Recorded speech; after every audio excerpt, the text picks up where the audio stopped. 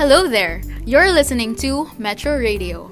I am Miranda. And I'm Jamie. And we will be your hosts for today's discussion on what a museum really is and its roles and responsibilities as an institution.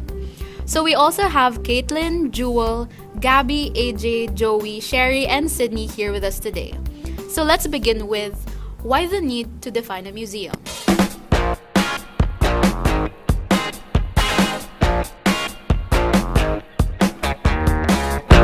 So recently, there has been a massive debate in the recent ICOM General Assembly over what it actually means, with nearly 250 proposals submitted from 119 countries. According to the official ICOM website, the Philippines proposed that a museum is a non-profit permanent institution in the service of society and its development, a platform for knowledge, cultural, and awareness exchange. It should also be open to the public, which acquires, conserves, researches, communicates, and exhibits the tangible and intangible heritage of humanity and its environment for the purpose of education, study, and enjoyment. But do you guys really think that the definition of a museum is limited to this? Is there more to the definition of what a museum is? Yeah, definitely. It should be educational. Yeah, but for us, How about the politics of the museum? shouldn't it be political as well? Really? I feel like it should be more neutral than political because, for one, taking sides would entail that it's contradictory to the fact that it should be educational. But for us, we think education in itself is already a political thing. Sometimes it's highly politicized. Take for example with Japan and how they censor their textbooks. And the fact that that national that organization that aimed to censor the atrocities that Japan committed in order to educate the new generation about Japan being this victorious thing during imperialism, and in fact that they also did atrocities. So it's not necessarily in the sense that being political is contradictory to education, because education is already heavily charged with political stances. So yeah. I'm just gonna clarify. You mean political, right? As in political, you take a stance in a certain topic. We were talking about what's the definition of neutral? Actually, what is our working definition of neutral and political? Does neutral mean that you see all sides, or does it mean that you're apolitical? For our neutral stance, one of our points was that we would view all sides, all perspectives, because if we focus on just being political and taking one side, then there's bias, definitely. So our definition for neutral would be showing all of the perspectives. We both honestly we agree that we should show all perspectives, but I don't think it's inherently bad if, say, a museum picks a side. You could say, oh, it's an echo chamber. But to be quite honest, it isn't like it's either you choose all sides neutrally, which is basically impossible, or it's an echo chamber. It's not an either or situation. It's just kind of more of a continuum. At least that's what I believe. And I think that the sweet spot in that continuum, because one is an ideal that is probably not going to happen anytime soon, and the other is bad because echo chambers are pretty bad. Is kind of along the lines of you present all sides, but you can choose which one you want to push. And you could also say that, but what if it's a museum that what if it's an alt-right museum or something, and they push an alt-right. But then isn't that also saying that the whole continuum of sides are represented? You can choose. It doesn't have to be one museum that shows that all sides. I mean, the very fact that you can present the sides but also pick one doesn't mean it's an echo chamber. Because an echo chamber's definition is that you repeat the same talking points over and over. That's why it's an echo, because you don't provide any room for argument. We agree that you should show all sides, But won't picking a side, it could spark some negative controversy? So we think that no matter what, if you choose a side, you get controversy. If you don't choose a side, you'll still get controversy. So what you guys are saying is basically museums shouldn't necessarily take a side, but rather they should try to create a story whilst presenting many sides, right? You agree with that, guys? Yeah. So from what we've discussed, The group believes that a museum should not just be a passive cultural repository of pieces or artifacts, but an active agent in spreading information and education on said works. To this end, we also believe that museums should, at the very least, not shy away from being political. After all art is inherently political in some way. Our group chose the Metropolitan Museum of Manila as a basis for this definition. So what were your initial reactions as you walked into the museum? I have, wow, automatic doors. Yeah, besides the very cool automatic door, I noticed that the museum was very spacious when we first entered. It looked really fancy to me at first glance. I mean, it's very aesthetic, clean to look at, and the people seemed very professional, unlike the last museum I went to. It's okay. It also had a lot of interactive exhibits, and we'll be talking about that later. Pero ako, personally, I was so excited when I saw the cerezo. As in, I rode it like twice, and then wala lang, natuwa lang talaga ako. And then I was so surprised to find out that AJ was actually much lighter than I am. That's funny because you both are so tiny. Anyway, back to our discussion. Why do you guys think that the museum fulfills and supports the role and definition of a museum that we agreed on? So, first of all, their website alone says a lot about what they do. The Met Museum was the first art institution to offer a bilingual didactic program, and they've also partnered up with different organizations, both local and international, like Korea's Ministry of Culture, Sports, and Tourism, and the Korean Cultural Center for certain exhibits. They also have affiliations with non-governmental organizations like the Visual Arts Helping Hands Foundation, which we'll elaborate more on later. The museum also accepts donations if visitors feel inclined to do so. So, since most Filipinos were already exposed to all the great Filipino painters in the last century, the Metropolitan Museum aims to showcase that evolution of contemporary Filipino art from early 20th century to present and represent more creative and experimental pieces. While it is true that the museum was originally built as a trophy for the Marquesas, we also cannot deny that it has evolved since, and it's evolved into something much bigger and more important than what the Marquesas intended it for. Even if the Met was originally created to promote the visual art of other cultures, it has long since become a haven for Filipino artists to present their works to the local community at large. I mean, if its intentions are for good, such as the programs mentioned earlier, and the awareness of mental health considering its partnerships with multiple mental health organizations such as the Anxiety and Depression Support Philippines, Buhay Movement, Silakbo, and #MentalHealthPH, it would still fit the description of our museum, no matter who initially built it. Yeah, even their slogan had a strong message as well. Art for all! It definitely was art for all since it displayed exhibits of different cultures and various states of the human condition. And moving forward with these exhibits, the museum usually has different ones throughout the year. And when we visited, the two exhibits displayed were the Korean Life Aesthetic and Chapter 2, the Empty Chair Project.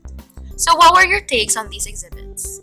The Korean Life Aesthetics exhibit presents Korean crafts, and this exhibit aims to commemorate 70 years of diplomatic relations between the Philippines and Korea.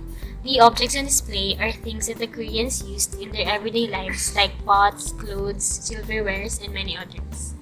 When we first entered the exhibit, actually I didn't get to explore much since I went to the bathroom, but I was immediately drawn to the huge, weird, deformed cat near the area with pots since, I really like cats. So, that cat, do you think there's a cultural significance to it? Yeah, I actually did some research, and apparently, cats are culturally associated with bad luck and bad spirits in old folklore. The background of this piece is actually in a forest, which may symbolize that nature is part of the aesthetics of their everyday lives.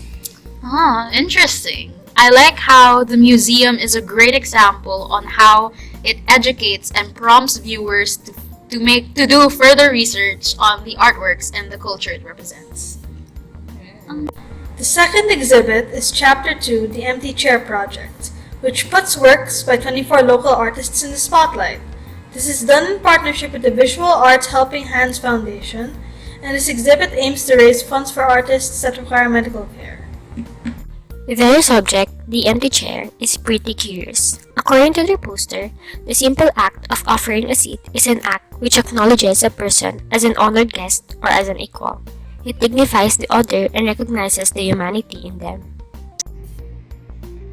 Here we see the concept of art value or money, since the chairs on display were actually for sale for a good cause, because artists who require medical care should be able to receive it.